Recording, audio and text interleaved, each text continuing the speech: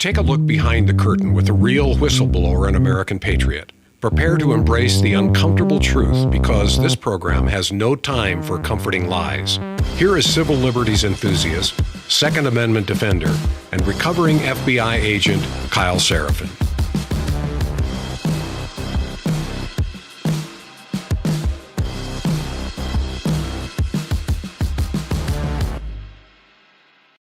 Well, hello, my friends, and welcome to the Kyle Seraphin Show. Today is Wednesday. It is November the 12th, and we are not governed by the smartest. We are not governed by people who even are what they appear to be. I wrote something down before we went live. It's not shocking to find out that bad people do bad things or that people are not good people. It is shocking that people you didn't think were as dumb as they are actually turn out to be really, really dumb. Today's episode is entitled Boondoggle Ranch. I didn't make up that term, although it's clever. It's fun. It's a place that our FBI director decided to fly to. Right after flying up to go on a date with his girlfriend on our dime in the middle of a government shutdown, which does continue and probably will until today or tomorrow, like tonight, tomorrow. After going on the date, listening to her sing at a wrestling event, which is obviously important government business that's worth costing us tens of thousands of dollars. Then he turned and flew to her house. They could have a sleepover in the city she lives in. And then in the morning, he flew off to San Angelo, Texas. And new reporting from the Wall Street Journal tells us the place he spent time where he found out that Kyle Seraphin was on to him and knew where he was going, was tracking this jet, which, by the way, he should have known I was tracking the jet because I told him. And he ran an entire smear campaign on Chris Wray for years about this jet. It turns out the place that he flew off to was to go hunting in Southwest Texas, which I think I've alluded to before. That was the belief, unsubstantiated. Wall Street Journal is confirming that the place he went is called Boondoggle Ranch. And so, put it back up on there. I imagine this is going to be the Christmas card from these two. There's Kash wearing a multicam FBI SWAT operator hat. This is a picture I took actually from a little trip to the rodeo where they were hanging out doing rodeo-y things like a cute young couple does when somebody is 27 and the other guy's like in his late 40s. Wish you were here, y'all. Boondoggle Ranch, huh? I don't know how people can do that kind of optics and consider it to be even halfway reasonable. That's not the only thing that's going on in the world, but we are going to dig into more of it because that actually is part of the cover story that is going up against the pipe bomb and the pipe bomber story, which should be the biggest story in America right now. A 5-year, unable to solve by $11 billion a year FBI agency that does intelligence and also does law enforcement. And apparently, I would suggest, also does cover-ups of this ridiculous case that's been going on that helped destroy a bunch of people's lives. That should be the biggest, and it hasn't been. But the dog pile has begun. It's happening on social media where our Trump administration spends an inordinate amount of time, like way too much time focusing on the fixation of that thing. And it's going to spill out into the real world. I would tell you that social media is not real, except when it's real. And when it's real, that's when your boss gets a hold of it and says, you know what? You're an absolute clown show. You are diminishing my capabilities more than I diminish my capabilities, and nobody is allowed to make me look dumber than I look by myself. So you're screwed. I hope that's where we're heading. And the reason is because the guys like Patel, Bongino, the women like Bondi, I'm going to suspect even that Ed Martin and Todd Blanche, they're all in on keeping this story down, and that's not okay for any of us. It shouldn't be okay. We should not accept that our government is going to ignore, not address, pretend like it doesn't happen, and then go out and try to cover up of something that was theoretically the most terroristic activity that happened on January the 6th. Which many people not only haven't gotten past today, but they will never get past, nor do I think can they. How many of you celebrated Veterans Day yesterday and realized that this country is not the country that you served? The country that you believed you were serving is not the country that you would have necessarily served. It doesn't mean you'd take back your service. It doesn't mean you'd take back your decision making. It doesn't mean that you would do something different, because most of us are the people we are because of the cumulative sum of our life experiences. But man, I'll tell you this, I would be far less naively patriotic if I knew today what I knew, if I knew the stuff I knew today 20 years ago, 15 years ago, even 10 years ago. That's hard to stomach for a lot of us. And I think that's been the universal experience of the suspendables, but more broadly, people who are whistleblowers, they get it. They're disillusioned with the place that they thought they were doing good faith service to, because the place was not doing good service back and wasn't operating in good faith in general. Let's get a little bit broader here. Let's do a quick read for one of our sponsors. This one's really easy. It's very poignant. Last night, I was actually filling up a cup of water. We filled up a cup of water because my daughter pinched her finger. It's a real normal thing. And I smelled the tap water again, which I don't usually drink. And I don't usually just pull out and do anything other than dishes. And it stinks. It stinks here in Texas, in the hill country. We are full of sulfur. And maybe that's a problem for you too. If it is, you can check out my buddies over at Cove Pure. The website is covepure.com/Kyle. covepure.com/Kyle. Use the promo code at the checkout. Make sure you guys are getting that done. Here's the deal. Couple of great things. Number one, is it the cheapest water filtration? No, you can go get like a $50 Brita and it'll, require you to keep switching them out forever. This has very long-term filters, which I like. The best thing is it takes no plumbing. It's a unit that is actually set up there. It's kind of fire and forget. It takes you about 15 minutes to prep, which is fantastic. And then you get all kinds of cool things. Like it allows you to choose the temperature of your water. You can put boiling hot water. You can put near boiling water. Maybe you're one of these people that needs like a specific temperature for your French press, and you think that 195 degrees is the right answer. You can do that, okay? You can do cold water. You can do lukewarm water or room temperature. That's fantastic. The other great thing is if you have kids, you can actually do size presets. You can customize the amount of water it'll dispense on each push, so you don't have to think about it. My kids have 12-ounce water bottles, which means that they're possibly going to run over the top anytime that they push the button, and I don't always trust them to do it. So they have a water bottle button that it's custom. They punch that in and it actually fills it up really great. Great tasting water. That's the easiest, the exception or the expectation that you would have if you guys are buying this kind of thing. This is a lab certified 99.9% of contaminants water filter. It's going to get out PFAs and pharmaceuticals and fluoride and lead and arsenic. Get the water as clean as you can get it. You'll actually see the amount of contaminants coming out. So check out these countertop units that Cove Pure makes. They're doing $250 off right now. It's the holiday Christmas discount. Sales going on at this exact moment through the month of November, as I understand it. covepure.com/KYLE. covepure.com/Kyle. Link in the show description. Show pending. Not really meaning to dunk on people, but yeah, here we go.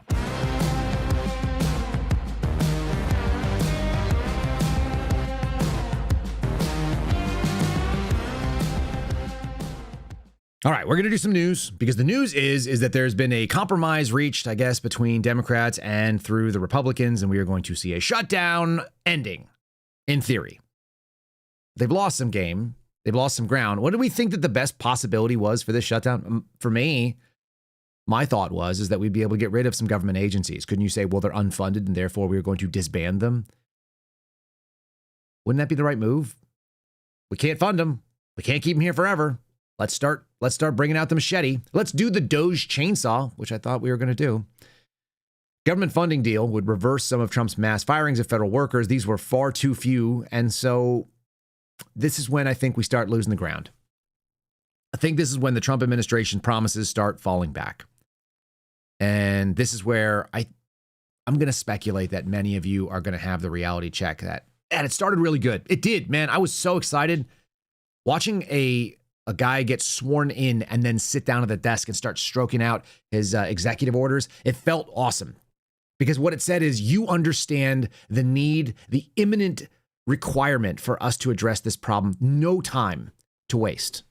Time is of the essence is a word they use in a lot of legal documents. An imminence clause. We really needed to have that happen. So, I would say desperately, this country needed that to happen. We're going to get a lot of that clawed back because that's what the system does. The system resets. Look, you can punch this thing out. This is like a gyroscopic mechanism, the federal government. Yeah, we have a lot of analogies for it. We like the self-licking ice cream cone. Imagine if the self-licking ice cream cone was spinning like a top and had a gyroscopic stabilization to it, because you can knock it out of orbit and it wobbles and then it just comes back into its center. That's what it does. That's why the status quo is undefeated. It is incredibly durable. There's also a lot of mechanisms in. So you send in a system disruptor, and let's just give Donald Trump credit for being that thing. He upsets people. He's not very nice sometimes. He's super aggressive. He says things that other people would never be able to get away with saying. Some of his underlings think that they can do the same thing. It doesn't work. But he's a system disruptor. Okay, great. You need more than just that. You need people that also understood the mission is not about branding and posturing and fluff and private jets and gold-gilded wall paintings.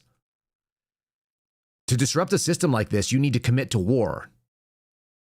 There's been this push that I've seen on social media from folks that are trying to talk, defend the FBI director's jet use. And I'm sure they're going to defend everybody else's jet use too. The same people that would have cried about it, by the way, under previous administrations. And rightly so. They just don't have the principles to do it under both sides. And the craziest thing is they're like, shouldn't they have a personal life? Shouldn't they be allowed to just, live a little? Everybody needs a vacation. Well, do they? When was the last time you took a vacation? How many of you are actually getting a vacation? How many of you during your primary work life took a bunch of time off? Maybe I'm wild, but my goal is to make my home, my little fortress, my castle with my family in it, the most enjoyable place that I can be, so I don't want to leave it. I got friends that go on cruises a couple times a year. I don't understand that. I have no interest to do that. It would never make any sense to me to jump on a boat with a bunch of strangers and get isolated in the middle of the ocean. It also wouldn't occur to me to jump on a private jet and fly off to see a UFC fight. That doesn't even sound fun. I guess it sounds fun if you're a person who has no kids and you don't seem to think that the mission that you're involved in is so critical that when you fail, because you're going to fail, because you're spending time at UFC events and you're flying around doing fentanyl talks with the Chinese in the middle of in the middle of a government shutdown, for some reason you think that's acceptable.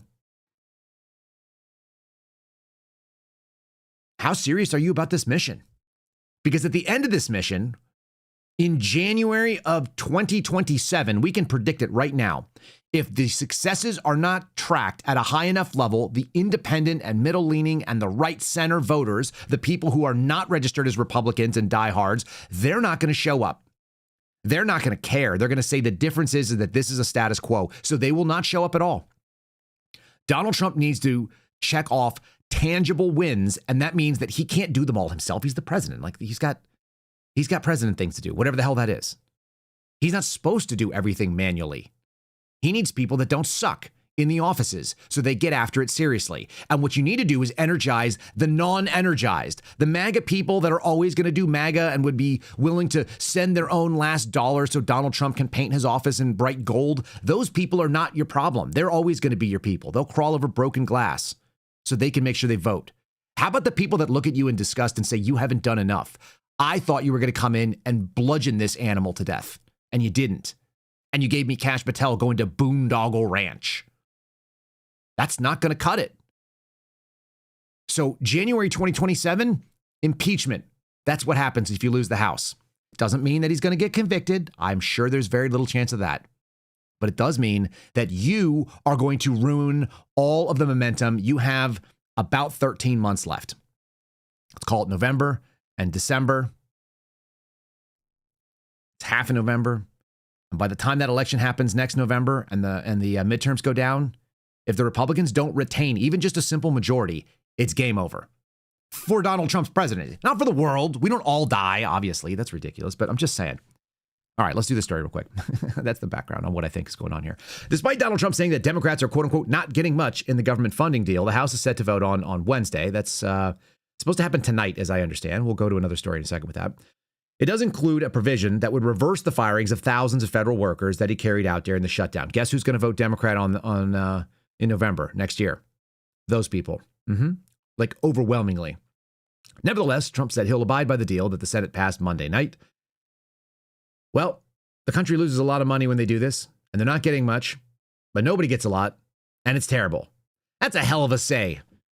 Whatever happened to, we're not going to do continuing resolutions. We are already in this right now, so why don't you continue it until you get the budget that you want? Line items only. Or did we just completely bullshit you for the last couple years, and Mike Johnson is a complete lying suck-up Smithers to the Mr. Burns that's sitting in the office? It feels like to me. put pressure on the Democrats who support federal workers, obviously. They love government, never too much. The White House has threatened the mass firings that would be implemented as part of a shutdown. On October 2nd, just 2 days in the shutdown, he posted that they had an unprecedented opportunity to make more cuts to the government. Right? Isn't that what I just said? Isn't that what they said? I'm not being unfair, I don't think. I'm just taking the man at his word. I'm fairly confident when I see someone saying we now have an unprecedented opportunity to cut government waste, then that would be the thing that you ought to do. Because you said it out loud and you said you had an opportunity. What a disappointment. Donald Trump even referred to the Office of Management and Budget Director, Russ Vaught, as the Grim Reaper, posting an AI-generated video showing the top bureaucrat in a Reaper's outfit and wielding a scythe. He's going to go and reap the jobs and bring it back. He wields the pens and the funds and the brains. Here comes the Reaper, said a voice as he walked through a city amid rows of workers. He announced mass firings on October the 10th, many of whom were furloughed. More than 4,000 lost their jobs. That's a drop in the bucket. There's a million you could drop and you wouldn't even have a drop in the bucket. It wouldn't even be enough. So that's great. So that's where we're at. Let's go to the CBS News coverage of the same thing. Government shutdown, live updates. House is set to vote this evening. The Senate already passed the funding bill. Here we are, 43 days in. So they did set the record. I guess they got that going for them. Congratulations. Longest government shutdown in U.S. history could end Wednesday night. That's tonight. If the House approves a funding measure and sends it to President Trump for his signature, the House is set to vote in the evening. I'd love to see some Republicans actually hold the line here and not. We're already in it. There's a lot more to do. The Senate approved the package on Monday night, which extends funding for most agencies until January the 30th so that we can do this all over again in a couple days. It buys them, what? End of November, end of December, end of January. It's 2.5 months. Includes a 3-year funding bill for some parts of the government. After weeks of opposition by the Democrats, 8 Democrats ultimately embraced this new deal to end the shutdown. That's on the Senate side of things. The House will return for the first time to vote on it since September the 19th, almost 2 months ago, when it stalled out for weeks and the Senate lacked enough Democrat support to get it across the finish line. Great. There's also a Democrat who has not been sworn in yet out of Arizona. So they're waiting on that. I can't pronounce her name because it's not an American name. So we've got that going on. There she is. Grijalva. She's been complaining, by the way, that they weren't getting sworn in. She wanted to have her office. She's like, I don't have a budget. I can't do anything. I can't represent my constituents. You're denying my constituents a chance. It's like, yeah, okay, fine. What are you going to do about it? Nothing. Wield power when you have it. Republicans hate doing that. They really hate wielding the power when they have it, even if it's just a nominal amount of power. So that's what we keep getting. We keep getting what you think. And my favorite may have been the discussion, which might be the most tone-deaf thing that I've heard Donald Trump say in a while. I got 2 of them. They both came from the same discussion. They're with Laura Ingraham. This one was about H-1B visas. For those of you with children that are rolling into the workforce, that are, high achievers, high capabilities, they're going to have to figure out their own way because the American deal that was struck with even my generation, it doesn't exist. And it was pretty decayed by the time even folks from my age bracket started stepping into the workforce. How many people are disillusioned and just not walking in? You got a couple of options. You got to find your own way. You got to create your own thing where you can generate revenue for your family. And then what you're seeing is business do what business does. It advocates on behalf of businesses. The problem is that I thought we were doing America first. You tell me, put it in the comments, put it in the chat right now if you like. Is this America first? Here's Donald Trump talking about H-1B visas and why we need to import talent into this country. There's never going to be a country like what we have right now. And does that mean the Republicans have to talk about it, Laura. And does that mean the H-1B visa thing will not be a big priority for your administration? Because if you want to raise wages for American workers, you can't flood the country with tens of thousands or hundreds of thousands of foreign workers. You also do have to bring in talent. When we have plenty of talented people here. No, you don't. We don't have talented people here? No, you don't have certain talents, and people have to learn. You can't take people off an unemployment line and say, I'm going to put you into a factory where we're going to make missiles, or I'm going to put you. How did we ever do it before? Well, I'll give you an example. In Georgia, they raided because they wanted illegal immigrants out. They had people from South Korea that made batteries all their lives. You know, making batteries are very complicated. It's not an easy thing and very dangerous. A lot of explosions, a lot of problems. They had like 500 or 600 people, early stages, to make batteries and to teach people how to do it. Well, they wanted them to get out of the country. You're going to need that, Laura. I mean, I know you and I disagree on this. You can't just say a country's coming in, going to invest $10 billion to build a plant, and going to take people off an unemployment line who haven't worked in 5 years, and they're going to start making missiles. It doesn't work that way. There's never going to. I've heard this more than once already. I'm kind of flabbergasted. Guys, what does that mean? You can't take Americans and have them build missiles. We need people from not America to come in and build missiles. Why does he keep saying missiles, by the way? That's a real specific thing. The people in our nation are incapable of doing the work that exists in our nation, and we need to go out and grab people that are not from this nation because they're better at it, and they can't. People in America can't learn how to build batteries. American culture and American technology has invaded the entire globe. Everybody has the things they have because Americans went out, paid for it, developed it, made it happen, demanded it, built it, and then made it cheaper and exported it, sent it off. Is that what America first means to people? Is anybody in the MAGA movement? Like, again, this is not my movement, folks. This is not, I can never get behind it because every single time Trump says a couple things where I'm like, oh yeah, I like that. That's good. Oh, America first. I like America only. But America first sounds pretty decent. Let's do that. Let's handle our business first, and then we can look out there. There's a Christian principle even there, right? Let's do that. Let's expand our influence. Once we handle our business at home, obviously, we got to do that first. I'm kind of an isolationist, but you don't have to be an isolationist for me to get behind what you're saying. You just have to solve the problems here. Let's clean up our house. If my wife was like, listen, I've noticed that the neighbor's front walkway is really, it's filthy. It's covered in weeds and dirt and some dog pooed on it. Can you get out there and pressure wash it? Meanwhile, like, we have a pile of dishes on our countertop, and my backyard, my lawn's not mowed, and my children's toys are all over the house or something. And if I were to look and go, wait, you want me to go pressure wash the neighbor's driveway, their walkway? And we haven't handled any business at home. And we're going to have flies in here. And we're going to trip over and break our legs when we walk around in the dark because there's stuff all over the floor. Who would do that? That'd be a real simple thing. It's like, honey, don't you think we should handle some business here? And she'd be like, yeah, I just kind of don't want to do it because it's a lot of work. That might be the answer. And you could go, well, I understand that it's going to be hard work, inevitably, to clean up a big mess that you have to deal with. It's much better to go to try to figure out somebody else's mess because you could just forget about your mess. Did Donald Trump really just say that we need Korean workers who know how to do sophisticated battery building technology because Americans can't figure it out? They've been on the unemployment line for the last 5 years, guys. If you haven't had a job in 5 years and you're trying to get a job and you want to work and you're in the quote unquote unemployment line, which is just a digital line these days, we don't really care about you. We're not going to invest in infrastructure, and I don't want government doing that anyway, by the way. I'm not crazy about it, but wouldn't you incentivize the companies to say, listen, we're not going to allow you to get cheap workers from freaking India or Korea or China. You can't bring in high-skilled, like paid less than you'd have to pay an American because they're used to living at a lower standard of living. You can't bring those people into our country. You're going to have to start training people here. That's how it's going to work. I thought that was the whole point of the protective tariff.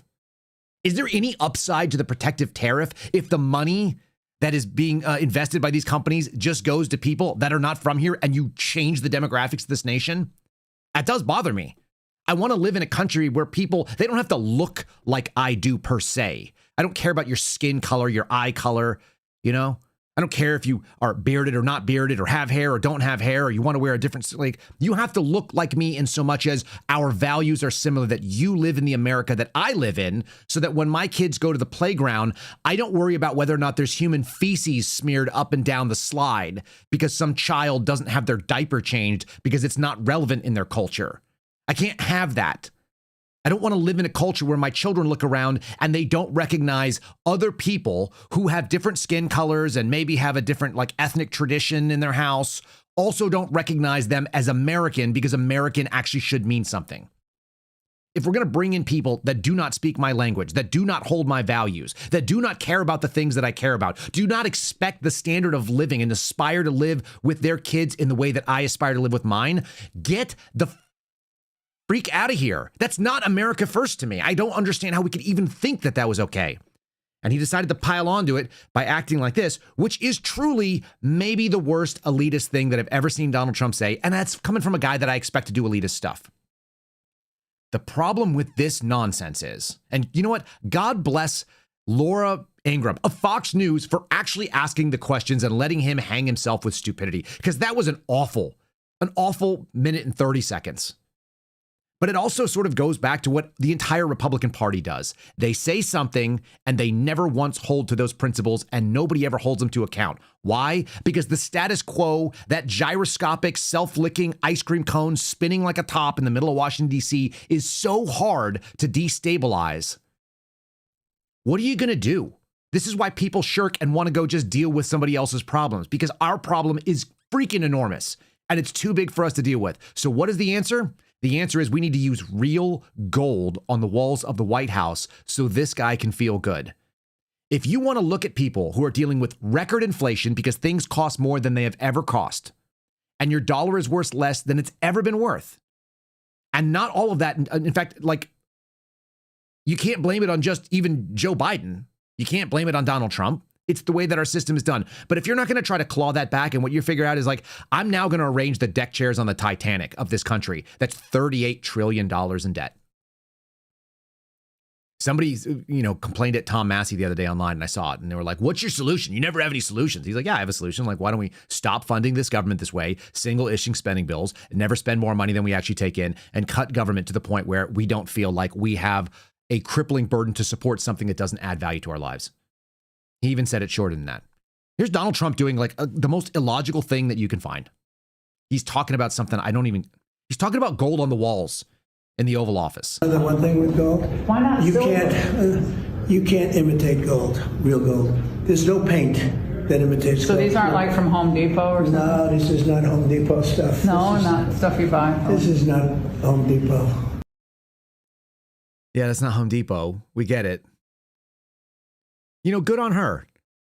She's humanizing this thing. Because where do normal people go to fix up their house? Lowe's, Home Depot, Ace, right? McCoy's.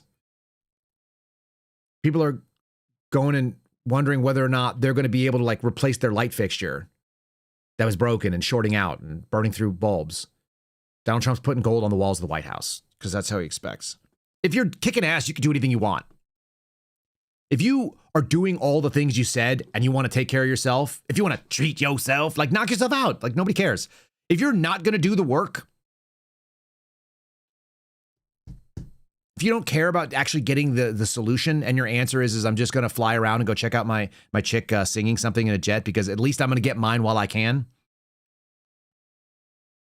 Our FBI is not doing the thing we hired them to do. If Kash Patel and Dan Bongino had rolled in there, real simply, folks, if they'd rolled in and dominated and did what we had said that the right answer was, not because I needed it done. I don't care if they never even said hey, we got a plan from Seraphin. We got a plan from the Suspendables. No, just go in and do it. If you found a better way to do it, even do that. I don't know that there was a better way. We crowdsourced some pretty good answers, but assume they did. They went through and they said, we've turned the workforce upside down. We've taken the investigators. We've made them the primary lead. We've taken all the best managers at the lowest level. We've made them the top level managers. We've gotten rid of the middle management. We exiled them all to Puerto Rico. We sent them off to Alaska where they can't bother anybody. They're living in Guam now until they retire. We're going to keep paying their salaries, but we're not going to have lawsuits forever. We're just going to not create enemies with these people. We're just getting rid of them so they no longer can be part of the thing that we need to recreate. So we really can say that it is a different FBI and differentiate between that FBI and this FBI. What if they had done that? What if they'd walked in and said, I see a big problem, I'm going to work on it? Do you hear Sean Duffy talking about trying to modernize the actual ATC system and transportation? I'm not sure we should have a transportation system. I'm not sure we should have a federal version of that. But if we're going to, address the problems and work on it. You saw guys like Chris Wright walk in, Department of Energy, and he said, they've blown through our strategic reserves. We're going to rebuild those things while simultaneously trying to have oil and gas policy that allows us to have oil and gas because we're not getting off the system anytime soon. So we're going to go out there and acknowledge the reality on the ground that Americans require oil and gas. We're going to try to keep the prices roughly the same, if not help them drop by drilling and exploration and authorizations. And then on top of all that, we're going to build those strategic reserves, which are a national security priority, because that's what DOE's national security end is. That's sane. You got my vote. I'm with it. But the problem is most of us are not going to deal with those things in a meaningful way.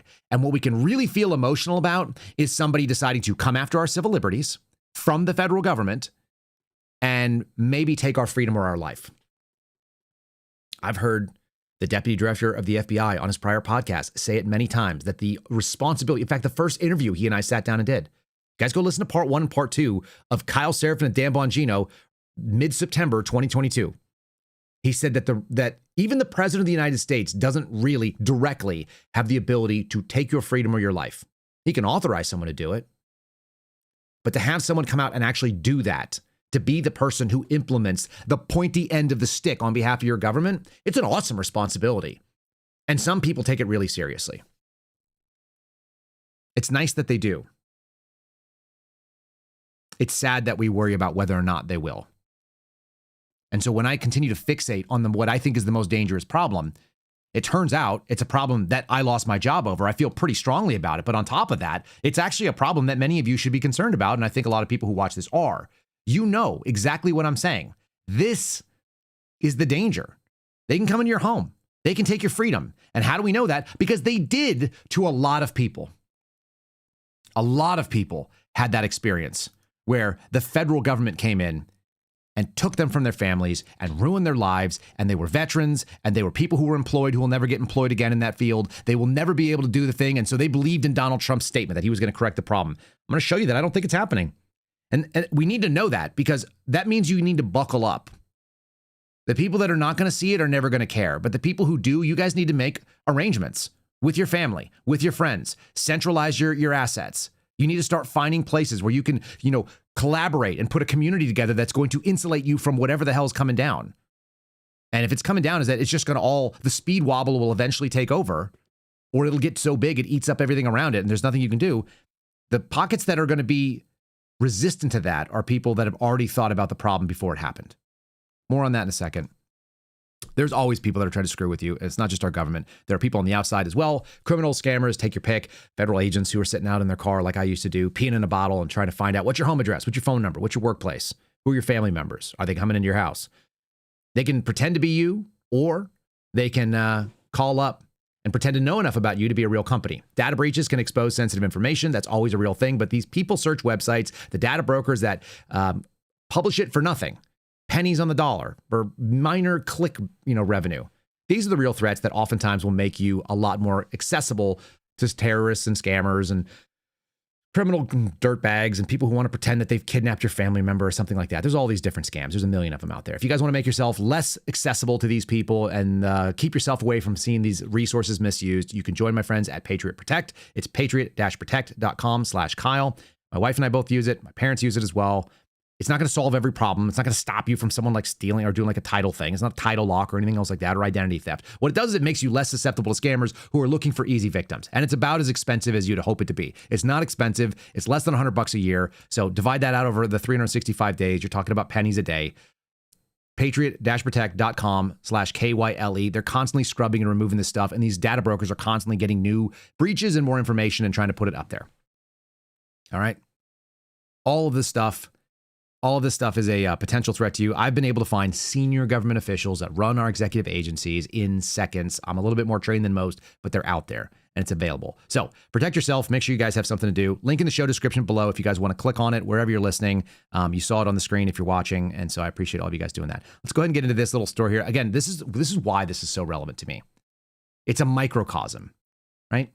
The microcosm is a small little example of something that shows us the bigger problem. And it could be as bad as Donald Trump talking about H-1B visas and the fact that there are no Americans who can build missiles that are in the unemployment line.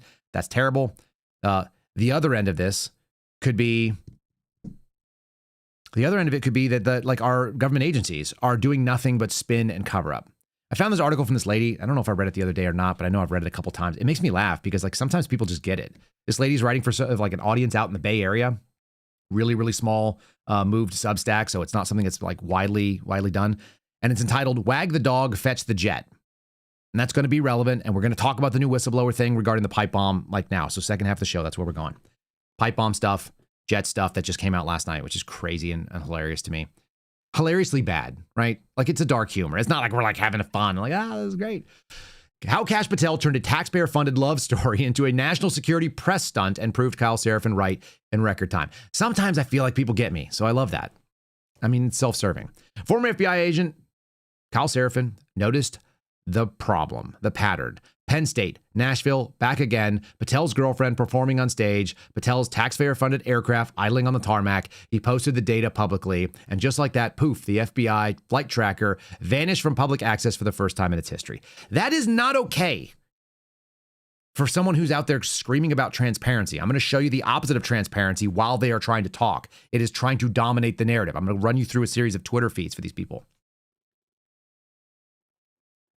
When the flight records surfaced, the internet did what it does best. It turned a federal misconduct into a meme. The analyst joked that Wilkins must be an undercover agent because, really, who else would volunteer to spend that much time with Kash Patel? If she is a spy, she deserves the Medal of Valor for deep cover endurance. So she's playing a little bit of fun there. Again, we're directly quoting this piece. Wilkins fired back online, accusing Seraphin of grifting and fake outrage. He responded like only a man who paid his own rent could. Quote, "One of us has an FBI security detail despite not being part of the government. One of us supports 4 kids and a wife without taxpayer jets." It's really that simple. I mean, it really is for me.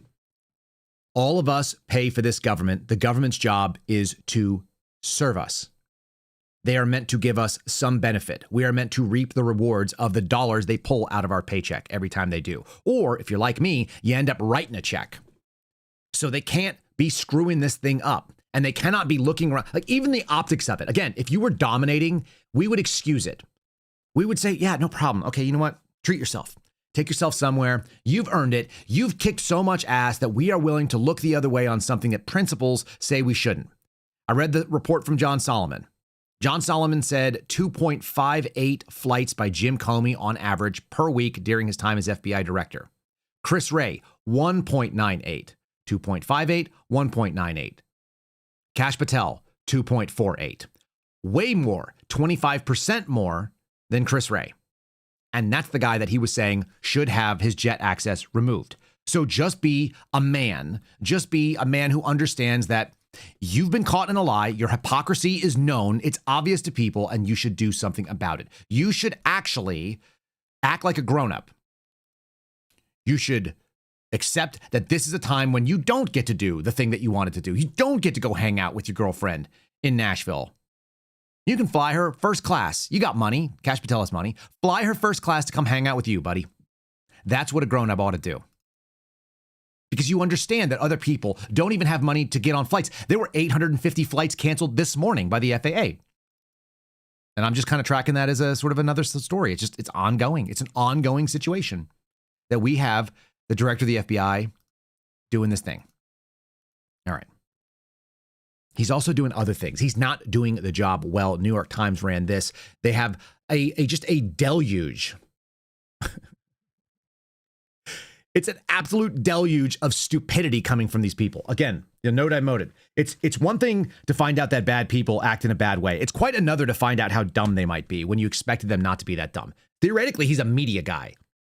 He went out in front of Congress and said, I did over 1,000 media appearances trying to, step back and push back on false statements made by the previous administration. So did I, by the way. I'm probably close to 1,000 as well. So how do we end up with this nonsense? Let me read you this story from the New York Times. The FBI director is said to have made a pledge to the head of MI5, that's Britain's domestic security apparatus, and then broke it. We have a really, really close relationship with MI5 and MI6 in this country in the intelligence community. Those two are as close as anybody because we share common language, common history.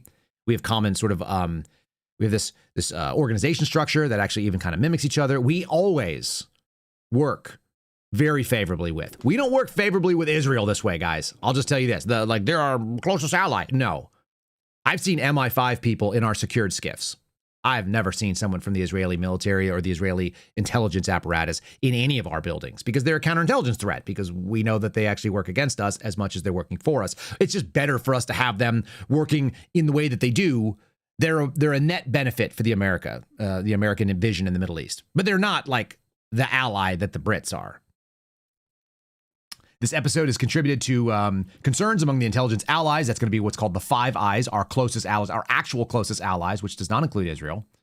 And Adam Goldman is reporting, and he's doing from London. And yeah, people don't like Adam Goldman because it's Adam Goldman. Let's evaluate it based on what he says. And by the way, my understanding is this is legit, and this is a real problem because you're now dicking with our, and I hate using that word, but that's the way I'm lazy when I speak. That is the way that we maintain a lot of things. It's how we handle business, is that we deal with our partners. There are some things that our partners are going to be able to see, and the broader net and not having to spend the entirety of the global budget on intelligence is important. British security officials rely on the Bureau for high-tech surveillance tools the time they might need to monitor a new embassy that China wants to build near the Tower of London. Oh, the Chinese threat? You don't say. More on that in a second. The head of MI5, Ken McClellan, asked Patel to protect the job of an FBI agent based in London who dealt with that technology, according to several current and former U.S. officials with knowledge of the episode. Patel agreed to keep funding the posting, the officials said, but then the job had already been slated to disappear as the White House moved to slash the FBI's budget, and the FBI agent moved to a different job back in the United States, saving the FBI money, but leaving MI5 officials incredulous. There was a jarring introduction to Patel's leadership style for the Brits. They had long forged ties with their American counterparts. I can attest to that.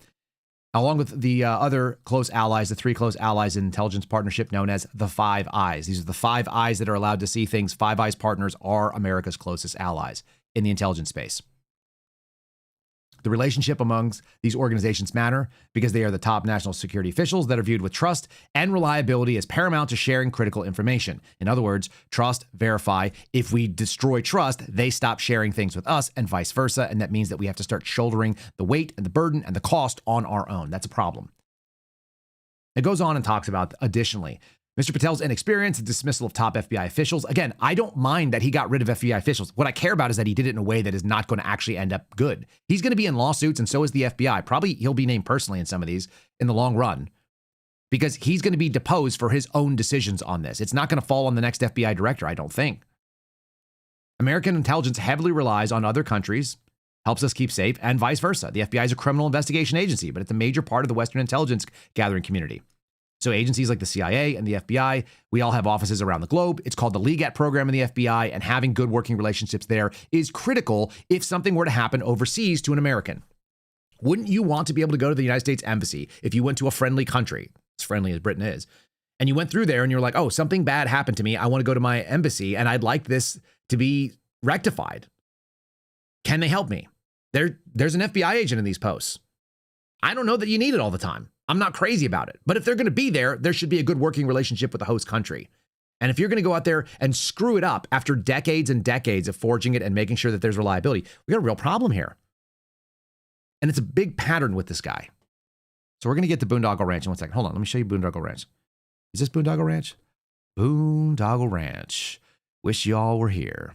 That's not actually Boondoggle Ranch, by the way. That's an AI-generated thing where I said, find me an executive luxury hunting lodge. And, called Boondoggle Ranch, and they made that. So that was like a grok generation, which is funny to me because it actually looks like probably what it's like out there. Okay, here's the other problem. This is what I didn't realize when I was pushing this guy forward. And we're going to talk about it because we need to. We're 10 months in. This is coming from December of 2024. Kash Patel's nonprofit Kash Foundation is linked to MAGA merchandise firms and spends more money on fundraising than it does giving to charity. I think we've told you guys this before, but this is where it gets real personal for me.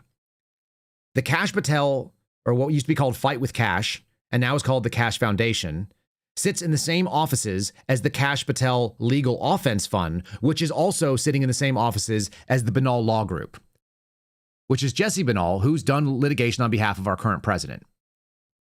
Jesse Banal's law firm is suing me, is suing Elijah Schaffer, is suing Sam Parker, will sue others most likely, and has done other frivolous lawsuits simply to tie people up because it costs a lot of money to try to defend these things. Again, tens of thousands of dollars just to do paperwork.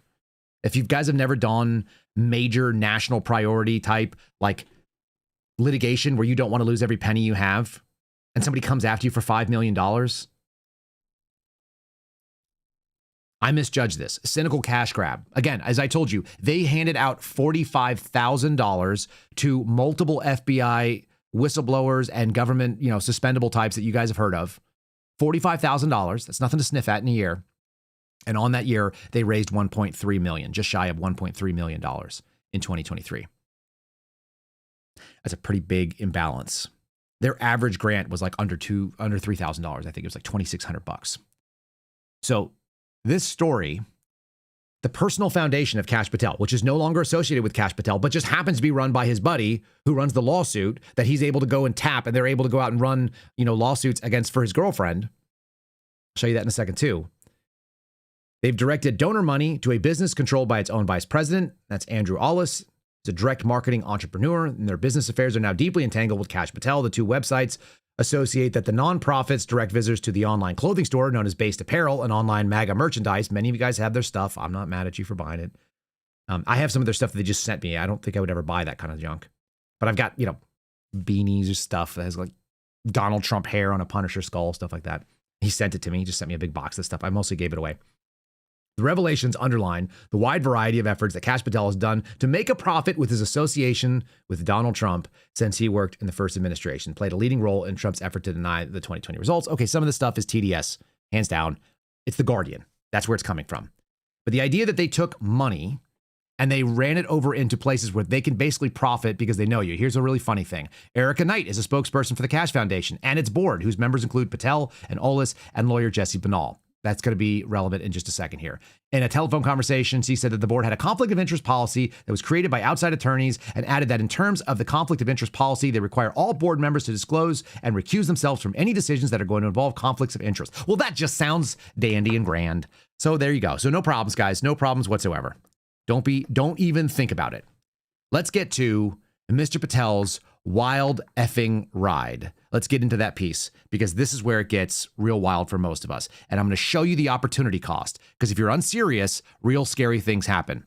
Before we do, boom, there it is, KyleSerafinshow.com. You may hear an ad from Spotify at this very moment if you're listening on audio. If you guys want to see the video and be able to move in between it, go to Spotify, KyleSerafinshow.com. If you want to support the program, you guys can do that, be part of our community. It's KyleSerafin.com. Kyle Serafin Show, right? And if you're watching, please hit a like wherever you're at. If you're listening, you can give me a 5-star review. I'll still take them over on Apple. Like, share, subscribe to the channels. We just crossed 15,000 over on YouTube. That's epic. We got about twice that over on Rumble. We've got a solid audience of people that want to be informed. If you want to be part of that, if you want to share it with a friend, so when you're talking about it, you don't have to keep referring to it, send them the link. KyleSerafinshow.com. It's Spotify. It's the best way to watch. Everybody who's watching always comes back and says it. Zero extra money for me, by the way. I don't make anything from Spotify. They don't pay me to do it. They actually do host our stuff for free, which is pretty cool, but they'll do that for you too if you open a podcast. So just be aware. Here's why I'm scared. Here's why this bothers me. Because this guy is gathering money and having his girlfriend do lawsuits and flying off to the Boondoggle Ranch, which will come up in a second. But this is what is really going on in America where we should be solving problems. And we don't have an FBI solving this because our FBI is fundamentally unserious right now. They didn't clean up the management. They're hiding from the pipe bomber story, and these things have been happening for decades. This is the real issue. And the guy was just in China. Why? We know that he has sort of like this bizarre semi-conflict of interest situation where he owns holding company, or he owns a shell company, $5 million of stock in a shell company in the Cayman Islands that also happens to own a Chinese manufacturer. It's like a knockoff company. It's like a Temu. I don't know how you pronounce it. Called Shein. If the FBI director has a vested multi-million-dollar interest in a Chinese company, that does seem problematic, even if it's through a shell corporation, which is the way that it was described in Wired magazine in February of this year.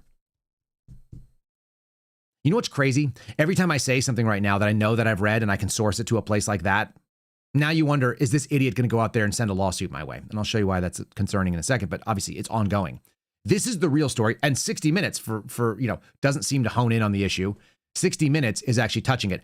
If you guys are listening to this show and you've been doing it for a couple of years now, this will be old news to you, but it'll be one more reiteration that the mainstream media is years behind the independent broadcasters and guys like me. Is Littleton a major supplier of some kind to the federal government? We are not. Major supplier to a military base? No. Nick Lawler is general manager of the Littleton, Massachusetts electric and water utility. His town has 10,000 residents. Can you think of any reason that China would target your little community? That's the exact question I had for the FBI when they visited me on that first day, and I still can't answer that question. No, I can't think of one reason. The FBI visited in November 2023 to tell Lawler that China had access to his utilities computer network. He says the feds told him he was one of 200. How much of all of this is controlled remotely by computer? All of it. In his water treatment plant, Lawler showed us tanks of dangerous chemicals that are precisely controlled to deliver clean water. If you had control of these tanks, you've got control of Littleton, Massachusetts. You can poison the water. You can poison the water. But China was caught before it had operational control. With Lawler's permission, the feds watched what China was doing, and what they learned was part of an awakening for American security. If you are willing to go after a small water provider in Littleton, Massachusetts, what other target is off the list? Yeah, he's implying that everybody's targets are on the list. Here's the sad part. They've already done this. Everybody that's available online, all of your geo information that your county government puts out there, it's all out there. And they've been doing it domestically. And guess who was covering that story? And really made some enemies over at the FBI by doing so, with the Chinese bot network stories, with the Chinese server farms that were being raided, and not by the FBI, because they weren't trusted and they weren't brought in. They were being raided by HSI. Steve Baker was doing that. Joe Hanneman was doing that. The Blaze Media was covering these stories because of their intelligence community contacts. This is why independent journalism is really important. Now, they were ahead of that, and I don't hear Pelly talking about that at all. But what we're talking about is a long-term problem, because I was doing this same sort of defensive briefing in 2017. They just said 2023. That was a wake-up call. 5 years prior, I was doing it, and it was old news when I was doing it. And that water treatment facility looked very advanced compared to what I saw, the water that treats most of the people who work for the federal government. Fairfax County, Alexandria, Arlington County, the folks that are in PG County, Montgomery, etc. These are all the counties that surround the United States Capitol, the capital region in Maryland and in Virginia, and obviously DC itself. Guys, that's where the threat looks like. If you were really threat focused, would you have time to fly around? I don't begrudge somebody taking a vacation, but let me just say this real clearly. The guy who's running our FBI right now has not only gone on vacation to a ranch for a handful of days and flown around to like party with his girlfriend and gone to UFC fights and gone down to other UFC fights and gone to sporting games, which is nice if you can do it, but like how many of us have that opportunity? There's a really big job to do. He's also spent a week in Scotland when he screwed up the whistleblower situation. And they sent him out there and he went golfing with his buddies, as far as we can tell, on our jet. This ride story, Kash Patel's effing wild ride as FBI director, the Wall Street Journal punched it up behind a paywall. So as of this morning, it's behind paywall. But I will share it with you because I grabbed it last night. Because that's what we do here. Let's go through this story because it's wild. On Halloween morning, there's two really bad parts of this. Part number one is, in order to cover up their screw up, which was recent when they started having this jet problem, Patel actually ordered an arrest way before they were able to do it, and they cataloged this, and I think they do a good job of it. The reporter's name is Sadie Gurman. I've spoken to her for probably an hour off and on. Jack Gillum does it. Another name, Biswana, and then some guy named Josh Dawsey. I don't know all the others. I know that I've talked to Sadie Gurman about this particular story. They quote me in it just briefly.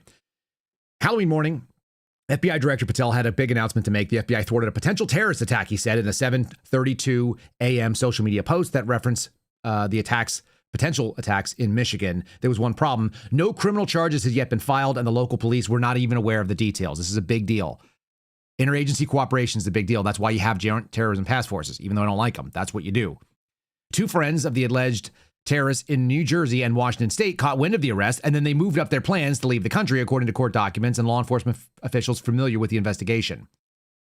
This is where it gets weird. Justice Department leaders complained at the White House about Patel's premature post, saying that disrupted their investigations. In his 9 months on the job, Patel has drawn flack from his bosses at the Justice Department and underlings at the FBI, where he's filed dozens of agents deemed hostile to Donald Trump or to conservative ideals, That's not even it. It's just people that make him look bad. It's even worse than that. But the Halloween announcement wasn't the biggest controversy that enveloped him during the week. Patel hit the news for taking a plane to a wrestling event where his girlfriend, a country western singer, aka a country music sensation, performed and then went to her home in Nashville. Former FBI agent Kyle Seraphin publicized the trip, called it the taxpayer trying to travel in the middle of a shutdown pathetic. Sounds like me. After that, this is the wild part. After that, Patel visited a hunting ranch, a hunting resort called the Boondoggle Ranch, according to flight records and people familiar with the trip, which has not previously been purported. I found that out last night, and I giggled about how dumb it is. Why is it so dumb? Wish you were here, y'all. Boondoggle Ranch. Boondoggle Ranch sounds like the kind of thing that you would say if you're a rich guy and you think it's funny, and that's fine, you can do that, but you can't go and visit it if you are trying to worry about optics in the middle of a shutdown and the president of the United States is talking about painting the walls with gold and we're done with American workers because they can't make missiles. So we got to bring in H-1B visas and Indians from all over the place in India. Travel that he's done, Patel's travel, has frustrated both Justice Department officials who complained about the White House and the White House itself, which told cabinet officials months ago in writing to limit their air travel, particularly if it was overseas or unrelated to Trump's agenda, according to administration officials. Details about Patel's trip to visit his girlfriend, an August trip to Scotland, have been passed around the White House in recent days, and officials said. There's no reason this guy should survive this, by the way. I don't care if he's a mandated travel. As Peter Welch said, who's the senator from Vermont the other day, what he said was nobody is mandating you to fly private to these places. You may be mandated to use private jets to travel, but nobody makes you go. Nobody makes you pick these things that are your priorities. And again, apparently the White House issued some guidance on this. The FBI director is required, it's not by law, but they claim it by law, to take the Bureau's private plane instead of commercial flights in order to secure access, communications, and so on. This is a post-9/11 phenomenon. This is something that was created under Obama. And it was created under Obama to be able to excuse the behavior of Jim Comey, who many of us would not defend, nor would we defend Obama. So if you're defending the FBI director's use of a jet, you are defending Obama-era policies that were made to make sure that Jim Comey, who was equally problematic, maybe worse, he certainly has been worse of late, but he's not in the job right now. Patel defended his travel, dismissing his critics as clickbait haters. That's what people call me when they're not calling me a political podcasting sensation. A spokesman for the Bureau said that the director has only taken about a dozen personal trips since assuming the role in February. Let's take a deep pause right now. He's been in the role since February, the end of February. We're almost at the end of November. So what? March, April, May, June, July, August, September, October, November. 9 months. He's got 12 personal trips on a jet that costs us minimum of $15,000 when it goes wheels up. And he saved us money, per John Solomon, because he's not landing it at DCA. He's landing at Andrews Air Force Base, which is another flight that he doesn't need to take because he could drive out to Manassas and that wouldn't be a problem. A freaking dozen private jet flights, which also doubles the number whenever you do it because they fly first from Manassas, which is a little airport outside of in Virginia. Then they fly into Maryland for no particular reason. Then he goes and he gets on the jet there, which he has to drive from FBI headquarters or his house.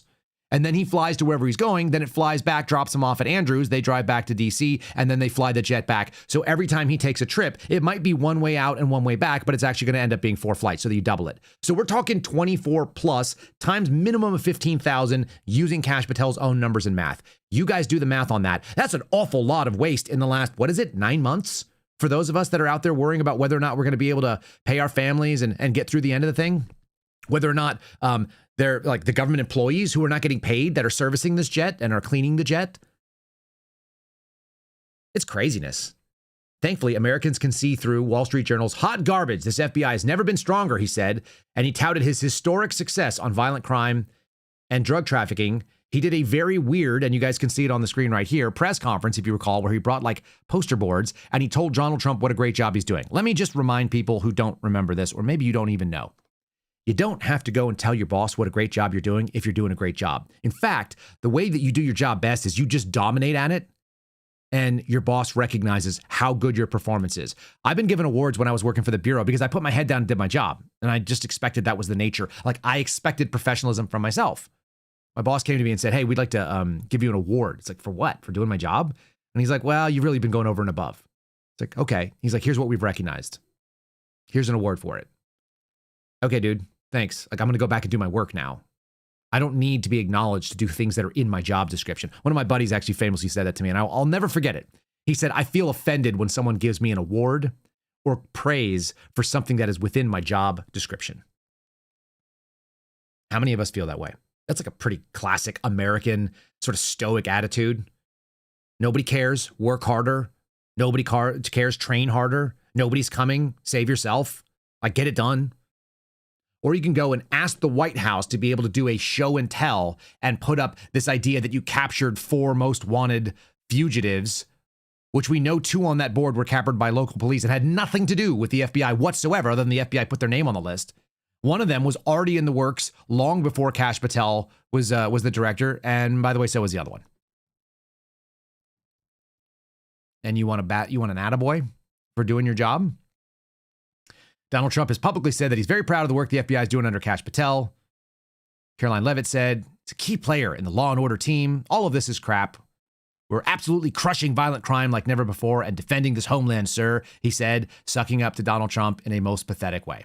All right, and there's more to this story. They talk about the commemorative coins. They talk about handing out the Punisher thing, which is ridiculous. They actually do hone in on it. This is the first article that I've seen where they mention that the Punisher character is the embodiment of general distrust in the United States justice system. How do you have the lead guy for the FBI? Again, I haven't seen mainstream news pick this up, so nice that the Wall Street Journal did.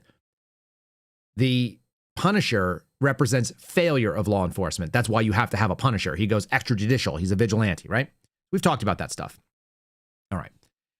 I want to show you a little bit more. Kash Patel's supporters say he's doing great. He's trying to be down to earth. That's why he doesn't wear a suit. He's accessible to the workforce. Nobody in the workforce believes that. Quote, he wants the Bureau to get back on focusing on field and agent work versus elite DC culture. That was Ben Williamson. Let's do Ben Williamson.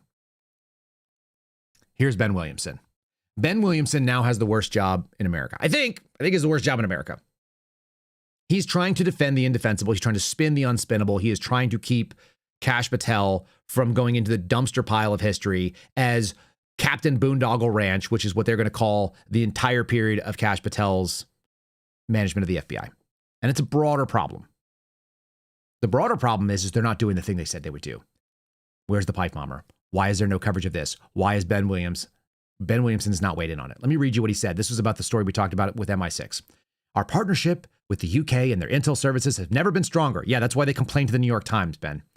And the fabrication that we've reduced our footprint and are no longer covering counterintelligence matters only hurt our joint mission. There's been no gap in coverage. In fact, we have a 35% uptick in espionage arrests this year. Espionage cases on average take 5-8 years. They do not happen quickly. None of that is something that is attributable to their work. Just letting you guys know. The FBI will investigate any leaks of classified information associated with this, pushing this false narrative, and will never allow the fake news to detract from our mission. Can I decode that for you? That is a threat to the FBI's workforce, who want transparency that we heard about. The FBI will investigate any leaks of classified information associated with pushing this false narrative. It's not going to be classified. It's just going to be things that embarrass them. Like, where was the FBI director? Oh, he was at Boondoggle Ranch. That's a terminable offense. You want to bet? You want to bet somebody could lose their job over that? How about if you do legitimate, constitutionally protected, or rather, congressionally protected whistleblower activity? Could you lose your job for that? I bet you could. They better not. I'm not done with this thing. Let me show you why these people are the worst. Here we go. Todd Blanche. He decided to weigh in. This is all spin. This is all hype. And there's absolutely nothing here of substance. Todd Blanche, who Alex Jones tells me is the problem. The Wall Street Journal left out my quote, maybe because it didn't fit their story. Quote, let's cover for everybody here. These people are all covering for each other. Quote, this reporting is flat out false. The Attorney General and I have worked shoulder to shoulder with Director Patel every step of the way. Any anonymous coward spreading lies to divide this department insults the men and women of law enforcement who risk their lives every day to keep this country safe. Guess what? That's not what they say to me, buddy. They despise the guy because he's not doing the work. Here's Pam Bondi. I also provided a Wall Street Journal quote, and they didn't include it in the story. They're complaining about bad press instead of doing the freaking job. Again, you don't need to tell the boss what you said that they didn't quote if you're doing a job that he knows is good. Or you can go out on Twitter and cry about it.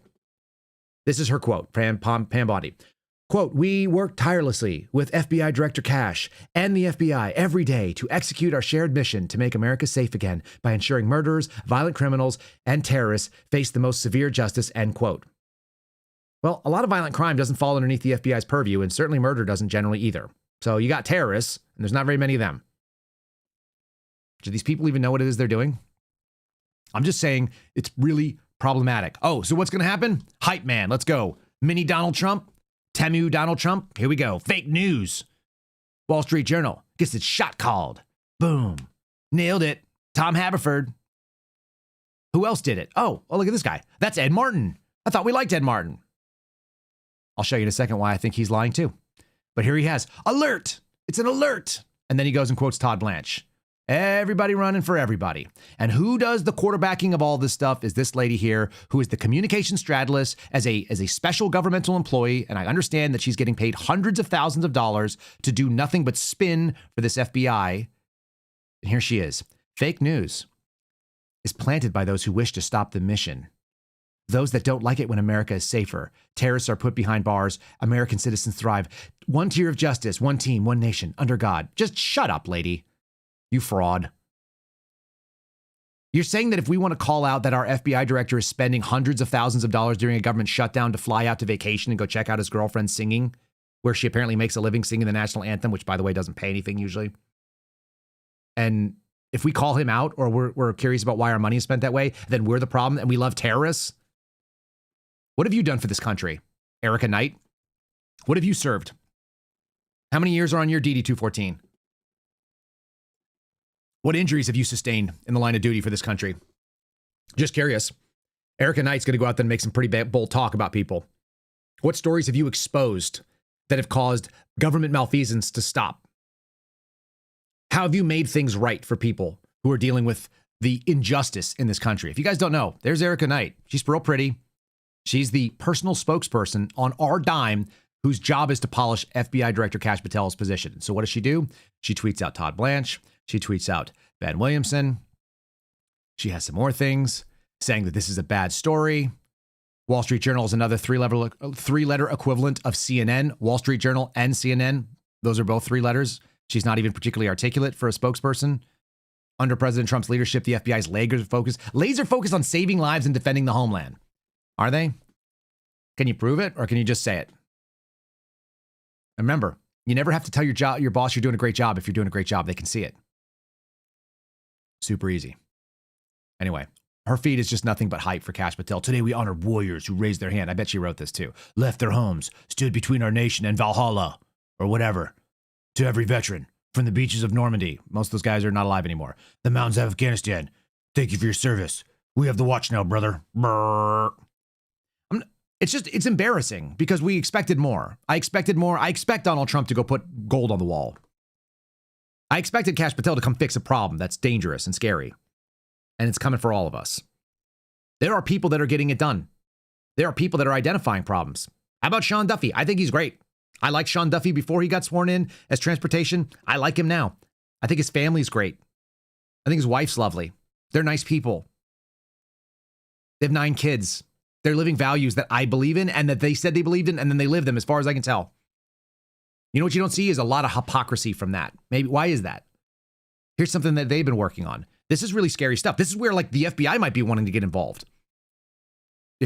If California is doing things that is resulting in death of Americans, shouldn't we dive into that pretty aggressively? This is a long-term, complex, white-collar fraud thing. This is what the FBI does. It investigates corruption at the state and the federal and the local levels. And they're uniquely positioned to do it. This should be a big FBI case. I want to hear the arrest in this one. I don't care about your put-up job in Dearborn, Michigan that you made up, that you guys faked, and then you busted it before you found out who the guys were in ISIS that were in Syria because you were too worried about the optics. So how do all these Chinese and Indian immigrants who speak and understand no English, how'd they pass the commercial driver's license test?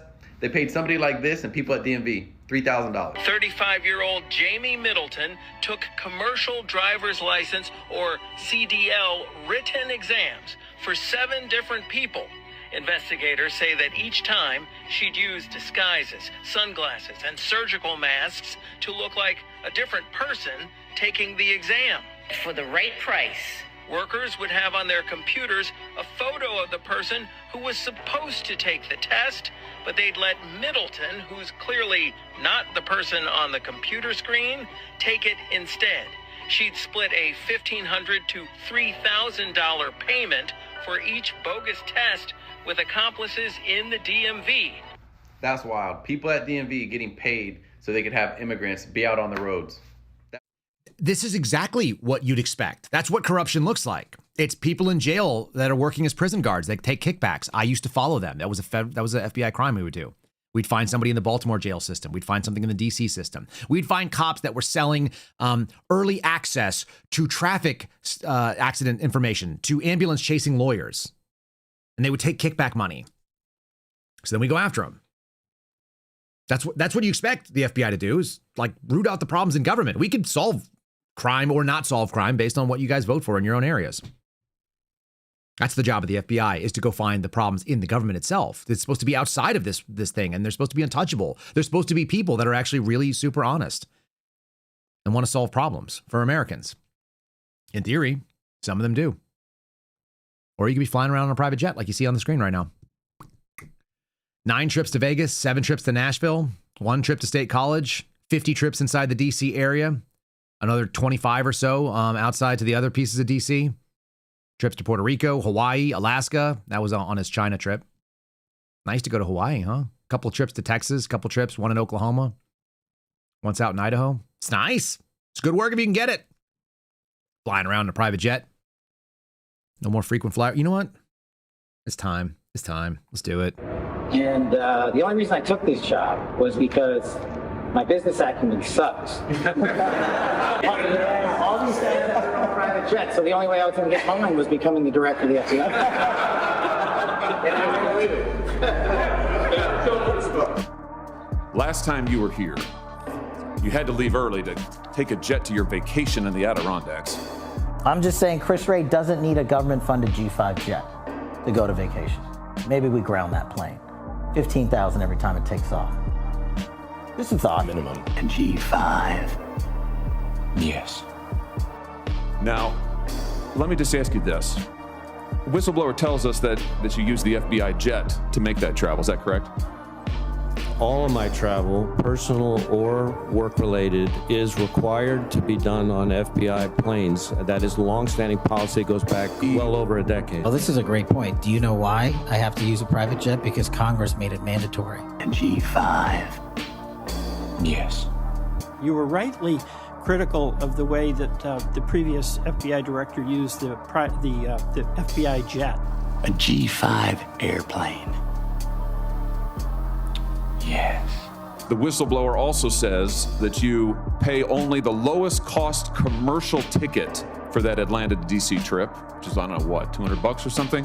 When, of course, it costs $20,000, $30,000 to operate the jet. Is that correct?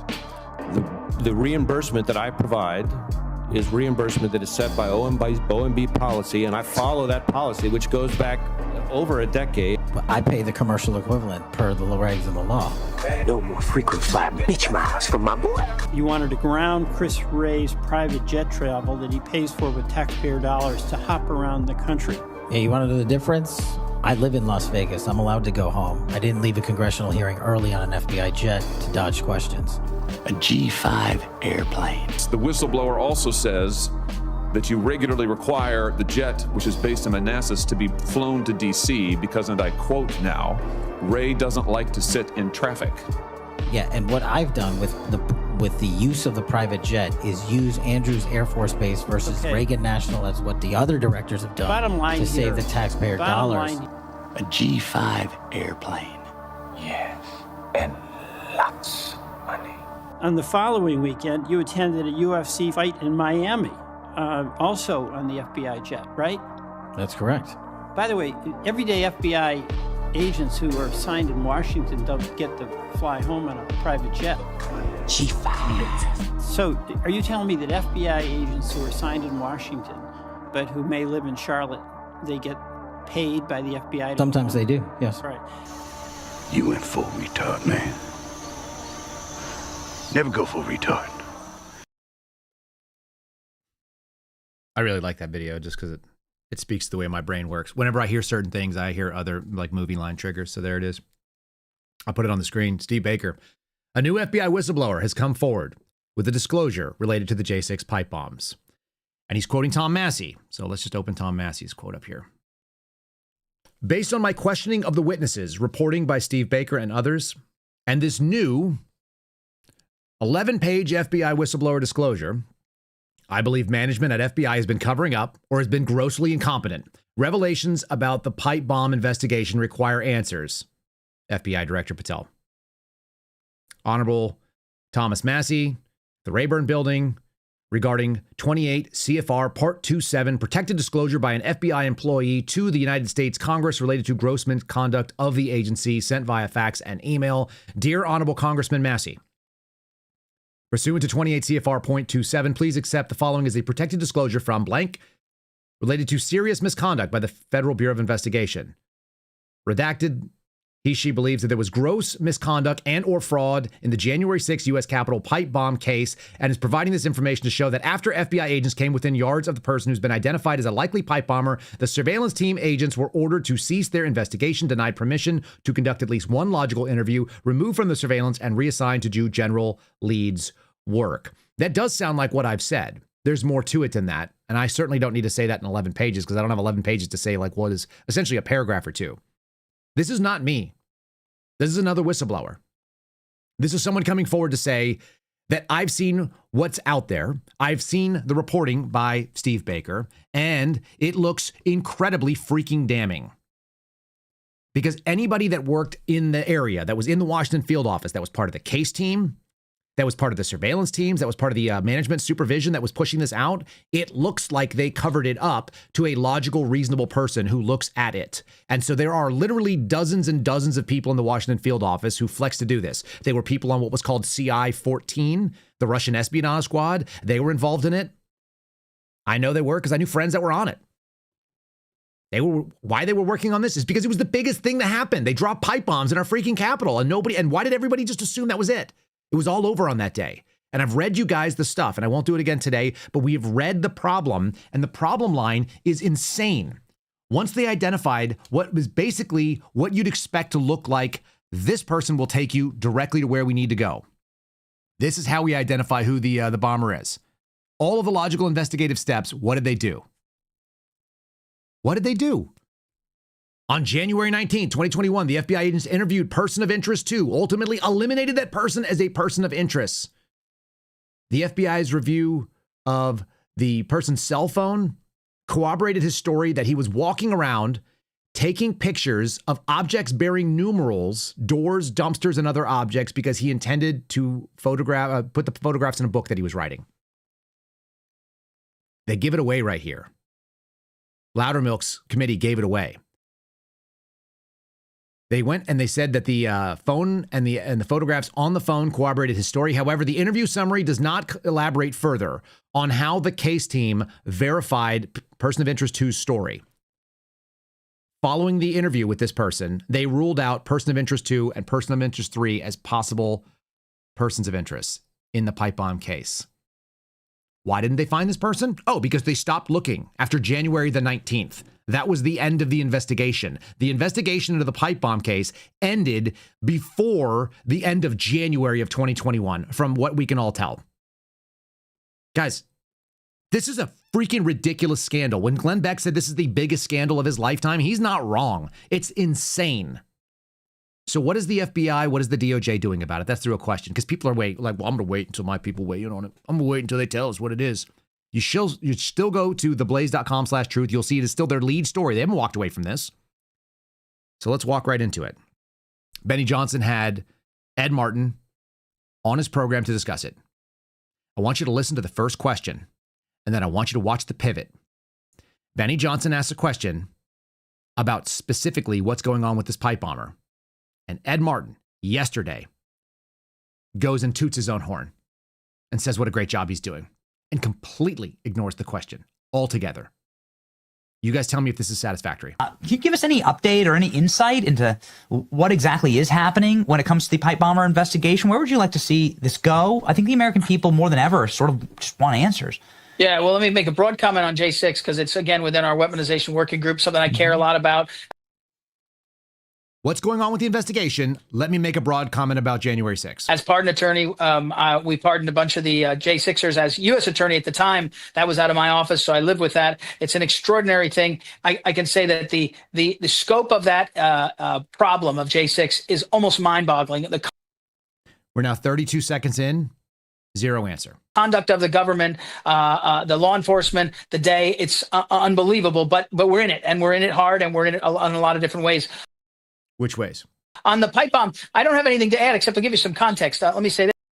I don't have anything to add. I'm not going to address the thing that was going on. I'm not going to talk about the information that Steve Baker put out there, which is highly credible from a very limited subject pool. Remember, Baker came on this show and he explained that the reason that they were able to limit the number of people that it possibly could have been was that person had access to buildings that are congressional office buildings at hours where the regular public cannot go in. That limited it to a pretty small pool. It's basically Capitol police officers, staffers of Congress, members of Congress, or people who otherwise work inside their contractors or so on inside the congressional office buildings. That's not an unlimited scope of Americans. That's not 350 million people you got to ping against.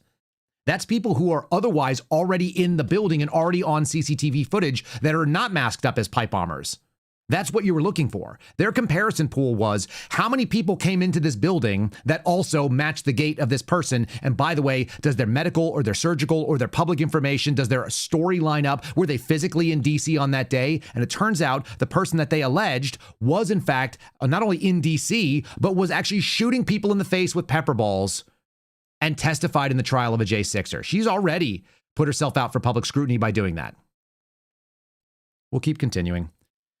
As U.S. attorney in D.C., I brought people in and I said, where are we on this? And we had a great FBI agents that had been just changed out to get new agents. And we had prosecutors and we said, we got to redouble. And everybody redoubled. And that's been going on for months. It's been going on for months.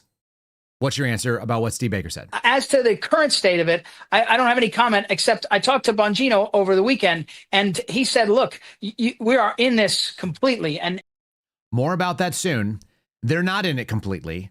You know, because he hasn't commented on it. And Dan Bongino can't help but toot his own horn, just like Kash Patel, just like Ed Martin. They can't help but celebrate when they do something well and try to make sure their boss knows. And it's not off the radar. This is not something that anybody should think is out of the off of anybody. And Dan and I know each other for a long time. To hear him say it, I know. Would he ever lie to you, Dan Bongino? Would he ever do anything that would ruin your trust? This is the same thing Kash Patel did when he went on with Joe Rogan. Would I do that? Would I cover up Epstein stuff? Would I tell you that they traffic to no one when they traffic to no one? Or would I hide something bad? It's their tell. It's always the tell. They go to credibility, like historical credibility. Like, you know me. I'm the good guy. I've always been the good guy. We've known each other a long time.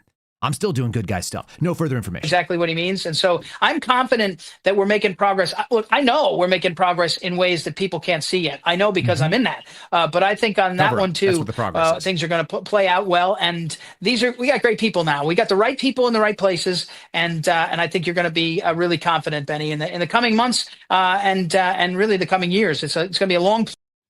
The coming months and the coming years. Oh, I see. Let me just give these guys a real tip, because apparently they're not very good at public relations, as we've demonstrated by all the really bad coverage that they've been trying to do on this particular case. We're going to finish the last, 50 seconds of this thing. Allow me to just add this to it.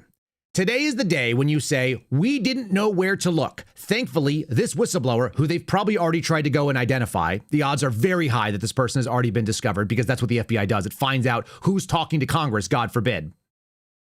The odds is that this whistleblower is going to be punished. I hope not. I'm very anxious for this person, having been through it myself and waiting to be outed and then be destroyed. So the answer is, you dummies who sit there in the White House, you clown show people who work in the Hoover building.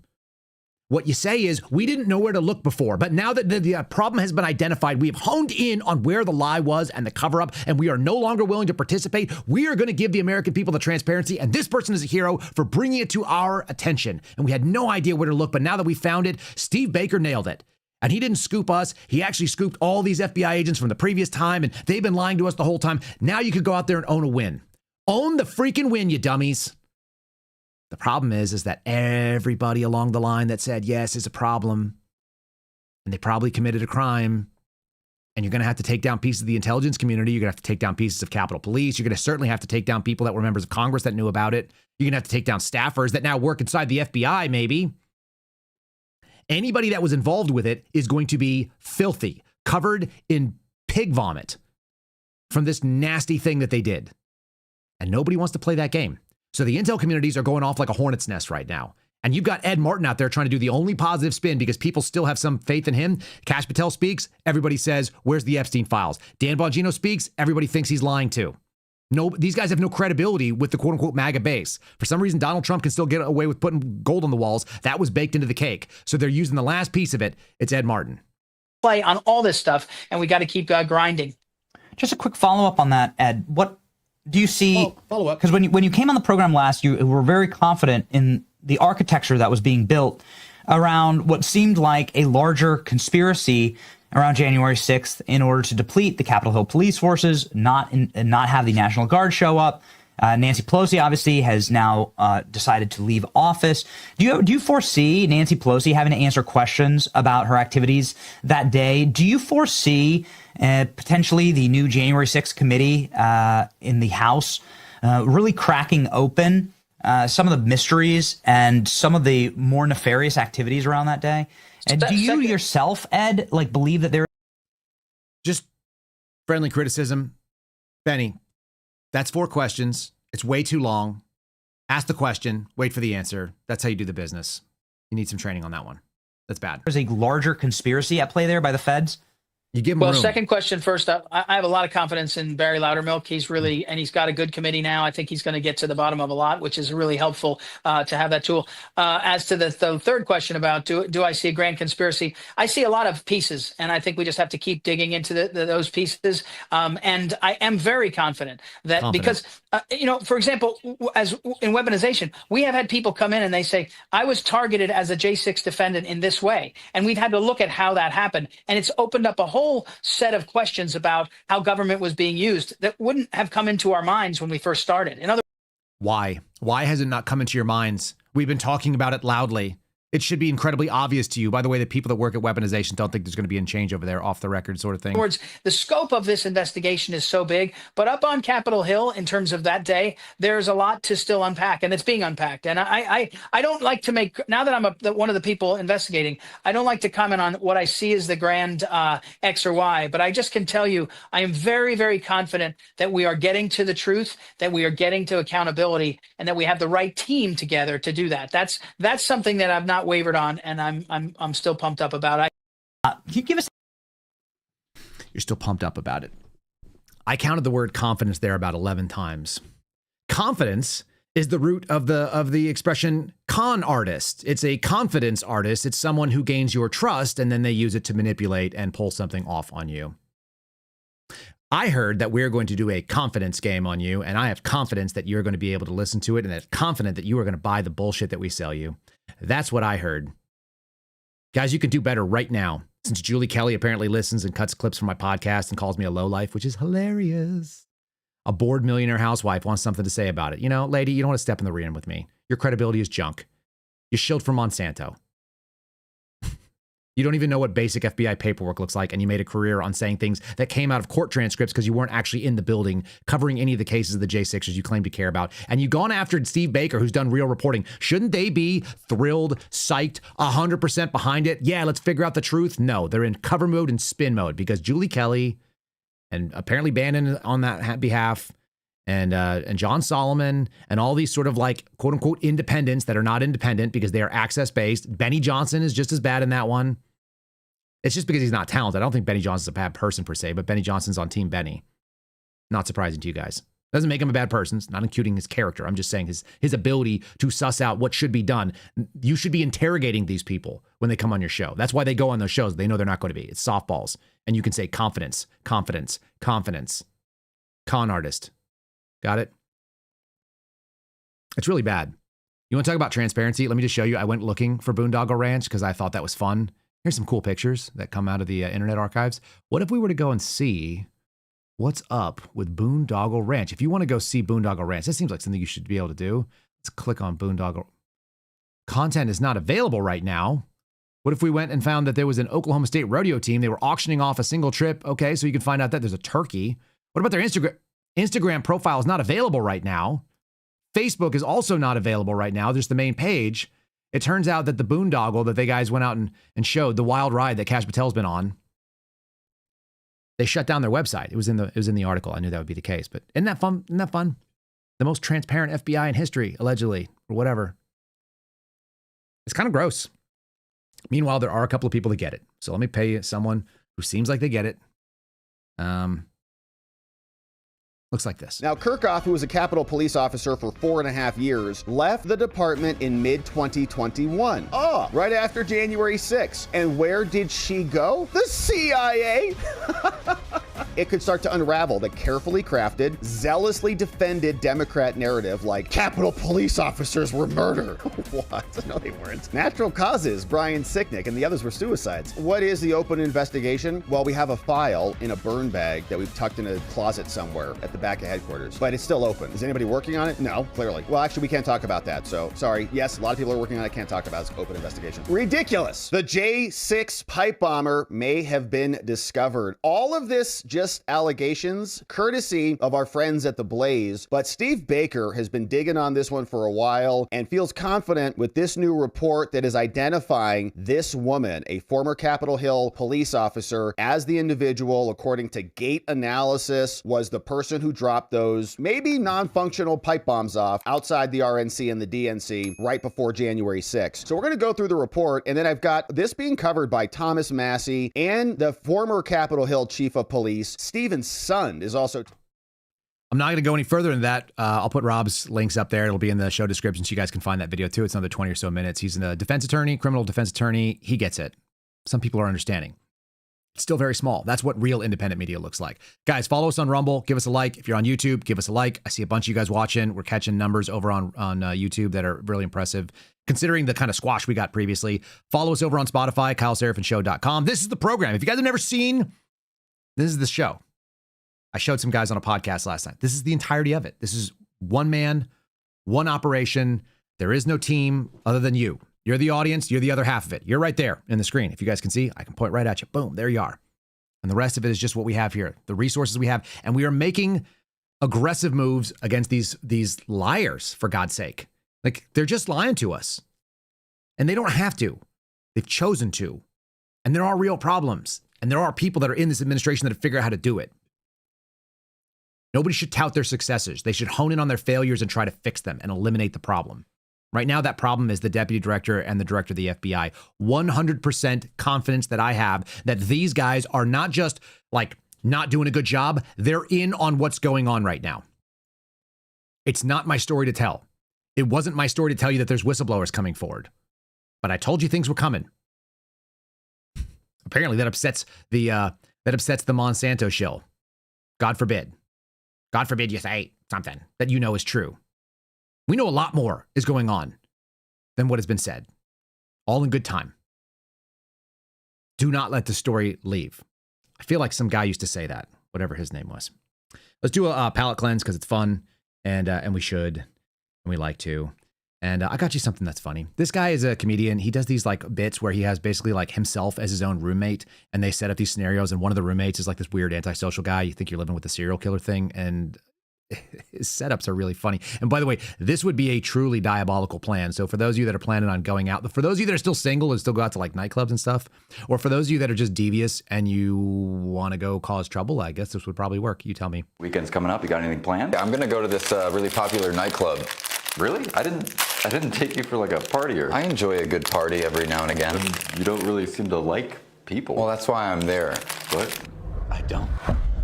So what do you do there? I spend the evening locating couples. Damn, why couples though, man? Once I've located several happy couples, I'll watch, waiting for the moment that the male partner needs to use the restroom. Answer nature's call, as it were. To what end, bro? Why? At which point I tail him at a safe distance as to not alert him of my presence. Just another bathroom goer at the club. Once I'm in there, I will discreetly spray him with a popular female perfume. No, not the female fragrance. I'll then excuse myself before him, get back into the crowd, find the best seat for the show. What do you mean front row seat? When he returns from the restroom, she will discern that foreign scent. Babe, whose perfume is that? No. And I simply watch. Illegal. Voila. Cinema. You need to go to jail, man.